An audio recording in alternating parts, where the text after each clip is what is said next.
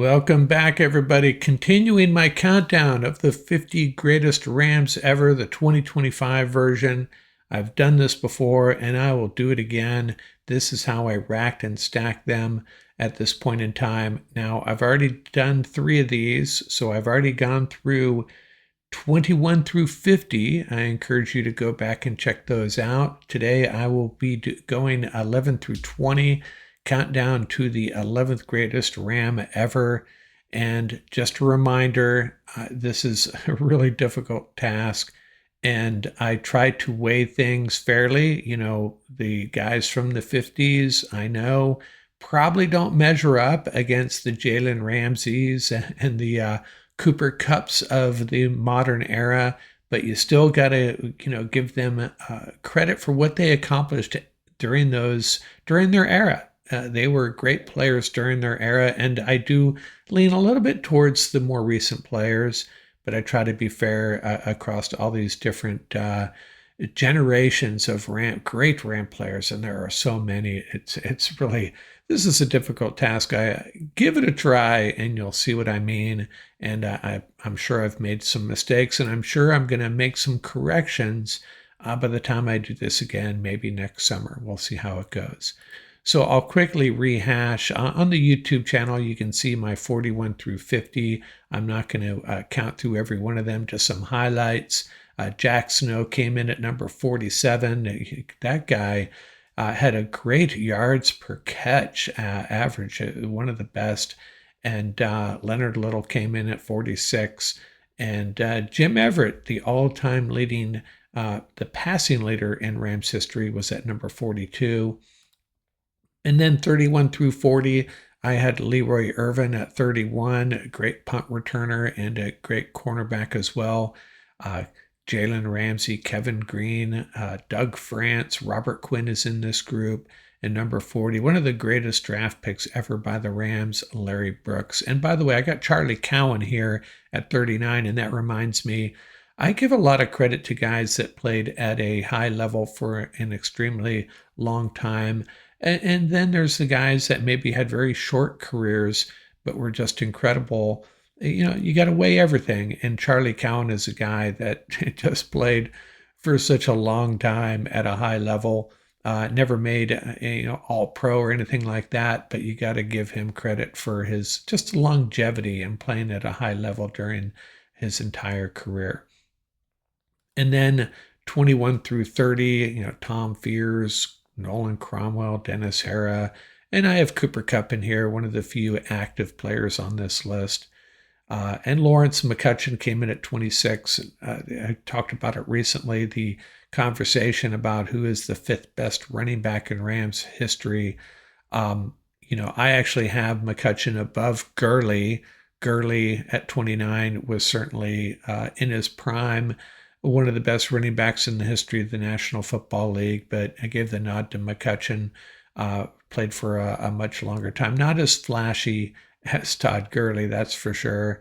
And you can take me to task for that, but that's how I had them listed. And hey, feel free to comment away if you think I got stuff wrong here. Now let's get to number 20.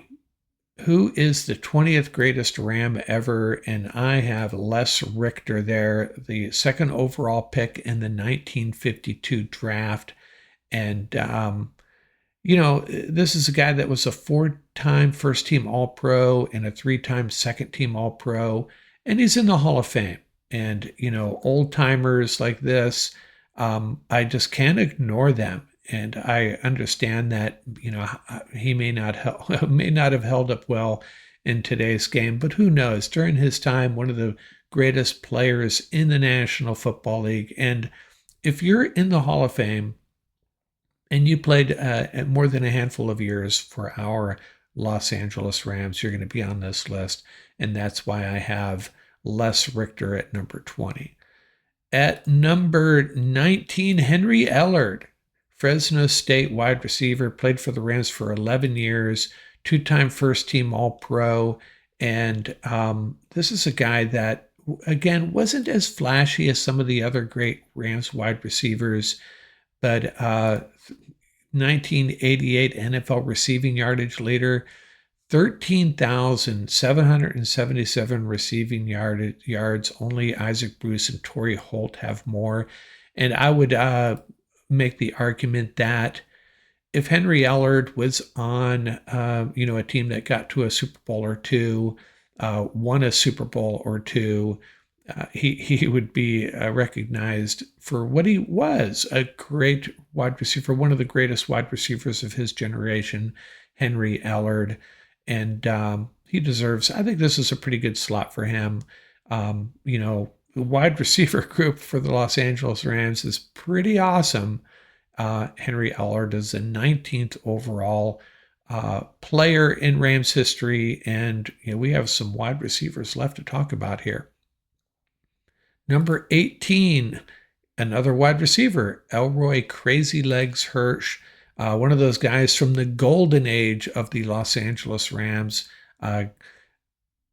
Going on a bit of a run of the oldies here, but he was drafted by the Rams with the 5th overall pick in the 1945 draft.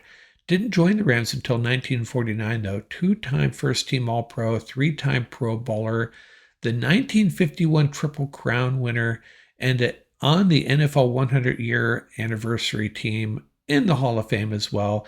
And he is 5th on the Rams all-time receiving list, and he did that in a very short period compared to some of these other guys. But Elroy Crazy Legs Hirsch, he was a household name back in the golden age of the Los Angeles Rams. Bob Waterfield, Norm Van Brocklin, Tom Fears, man, some great players back then. He is number 18. Who is number 17? Isaiah Robertson, and he was a 10th overall pick in the 1971 draft out of Southern. Played his entire 12-year career with the Rams, was the 1971 Defensive Rookie of the Year, 4-time first-team All-Pro, and a 2-time second-team All-Pro. And I would make the argument that Isaiah Robertson is the greatest linebacker in Rams history. When you combine talent and longevity, he's my guy. He was, I played on a bunch of great defenses behind some great defensive linemen, and he just got it done. The complete linebacker for his era, Isaiah Robertson. Not a lot of great linebackers. There are some guys that had short careers for the Rams, relatively short. Jack Reynolds, Hacksaw.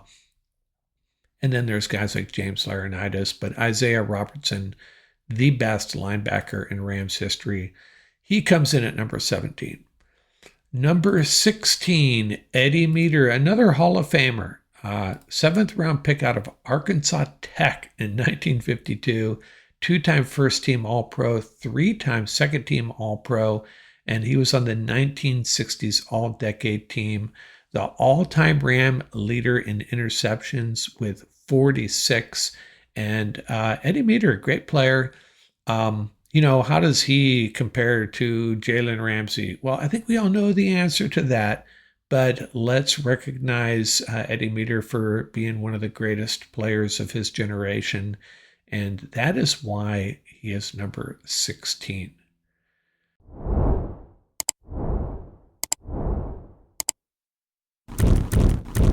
And who is number 15? Number 15 is Bob Waterfield. Might be our first Cleveland Ram on this list. Made quite a name for himself. Outside, off the football field, marrying Hollywood starlet Jane Russell, a 5th round pick of the Cleveland Rams in 1942. He was an NFL MVP in 1945, 3-time first team All-Pro, and 2-time second team All-Pro. And he was the NFL TD passing leader twice, and on the 1940s All-Decade team. He's an NFL champion. He is in the Hall of Fame, and again, a guy that you just have to have on this list, high on this list, because in his era, one of the, he was a household name in Los Angeles, very famous guy and a great football player. And number 14 is a guy that, shared some time, was on the same roster as Waterfield, quite the quarterback controversy. Norm Van Brocklin, selected 37th overall in the 1949 draft. That was in the 4th round. Remember, there weren't very many teams back then. Out of Oregon, 3-time second team All Pro and 6-time Pro Bowler. He's on the 1950s All Decade team, another NFL champion, and threw for an NFL record at the time 554 yards in one game. That was on opening night of the 1951 season. So another guy that was extremely famous, made a name for himself with the Eagles as well. But he one of the great quarterbacks. I mean, when you talk about great quarterbacks in Rams history, you got to start with Van Brocklin and Waterfield, and then Warner and Stafford and Roman Gabriel, and then maybe Jim Everett. That's kind of how I would rack and stack them, I think. But I have Van Brocklin and Waterfield back to back here. I just didn't know how to. It was a tough call, but I gave Van Brocklin the call there. Nudging out Bob Waterfield for the number 14 spot. At number 13, the great Torry Holt, one of the greatest show on turf guys, the 6th overall pick in the 1999 draft out of North Carolina. First team All Pro and 1-time second team All Pro, 7-time Pro Bowler, 2-time NFL receiving yardage leader. In the 2000s, he was probably the best receiver over those 10 years. He's on the All-Decade team. He won a Super Bowl as well. Finished in the top 10 of receptions, receiving yards, receiving TDs in 5 straight seasons. That was 2003 through 2007. And Torry gets dinged because, he was on a great team, right? And, there's 2 ways of looking at it. Did Isaac Bruce make him better? Or do we have to recognize how well he did while he's sharing the ball with another great wide receiver? And I kind of lean towards the latter. He got it done every season he was on the field. He was just incredible. And still overlooked as far as the Hall of Fame goes, but he definitely belongs in, and hopefully he'll make it eventually. Torry Holt, he was just phenomenal. And, what would the greatest show of turf have been without him? I'm not so sure. One of the 5 or 6 critical guys, I think, in that offense. And what a great team. But and we got a couple more to talk about from that team coming up here. Torry Holt, he is number 13 overall. Number 12, Jackie Slater. And, I talk about guys that played for a long time and played at a high level. Jackie checks both boxes. Big bad Jackie. A 3rd-round pick out of Jackson State in 1976.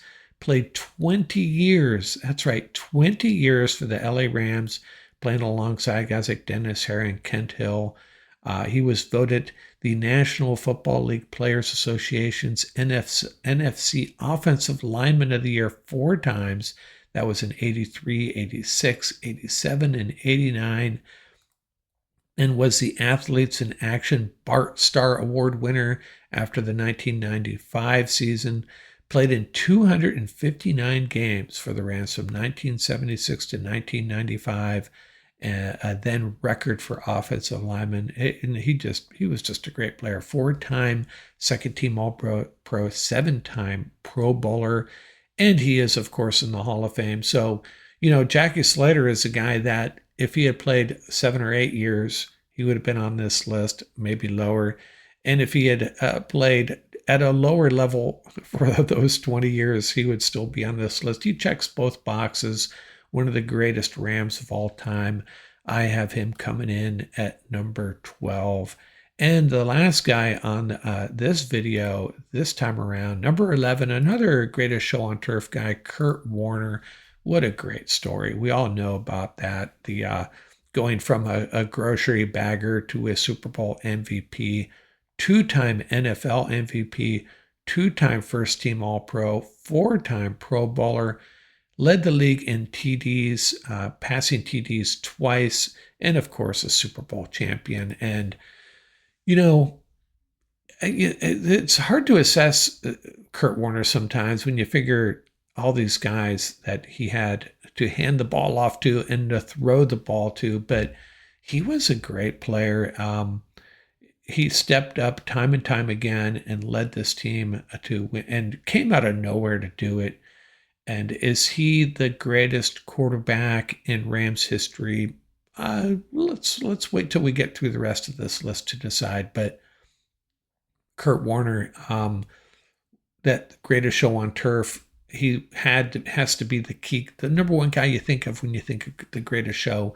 I think of Kurt Warner. Was he the most important guy? Maybe not. Marshall Faulk, Isaac Bruce, Orlando Pace, Torrey Holt, but it all started with Kurt Warner. It really did. And the story, the story of his rise to lead one of the greatest offense in the history of the National Football League. Kurt Warner, man, a very, very special player. He is number 11 on my list. And to rehash these 11 to 20 players, number 11, Kurt Warner, number 12, Jackie Slater, number 13, Torrey Holt, number 14 and 15, the quarterbacks Norm Van Brocklin and Bob Waterfield, number 16, Eddie Meter, the Hall of Fame defensive back, number 17, the greatest linebacker in Rams history, Isaiah Robertson, number 18, Elroy Crazy Legs Hirsch, number 19, Henry Ellard, and number 20, old-timer Les Richter. We'll be back next episode, the final countdown, number 10 through number 1, the greatest Rams ever.